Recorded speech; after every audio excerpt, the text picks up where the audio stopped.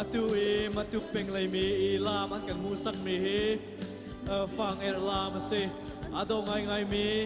lam si lai mi lo thorian chuan na kong zaitin da lo kan tho zaitin da phachang kan hi mi zaitin da lo kan vai zaitin da phachang chuan fa adong naka zaitin da fang kan chuan i lunglom thanuam ten chan kan man ti mu sak nak lam ase ado ngai ngai